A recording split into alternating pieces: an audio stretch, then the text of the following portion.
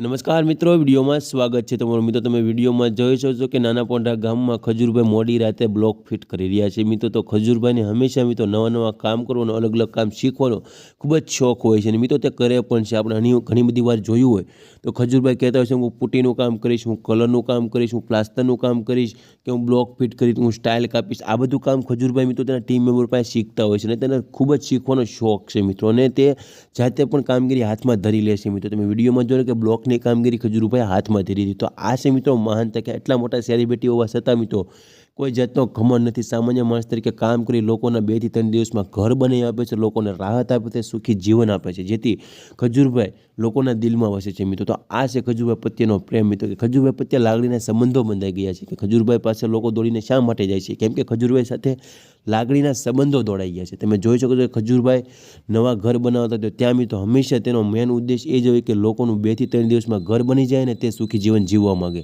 બસ આ જ ખજૂરભાઈના ઉદ્દેશ હોય છે। તો એના ઉદ્દેશ ઉપર આપણે પણ ચાલવું જોઈએ મિત્રો કે જે કામ કરીએ છીએ તે થોડાક સમયમાં પતાવી આપણે પણ મિત્રો આવા સેવા કાર્યમાં સહભાગી બનવું જોઈએ। તો તમારી આજુબાજુમાં જે પણ આવા લોકો હોય ત્યાં ખજૂરભાઈ ઉપસ્થિત થાય તો મિત્રો તમારે 1 થી 2 કલાક અનિવાર્ય સેવા માટે જવું જોઈએ મિત્રો, જેથી ખજૂરભાઈને પણ પ્રાઉડ ફીલ થાય અને આપણને પણ મિત્રો એક અંદરથી અલગ લેવલની ફિલિંગ આવે।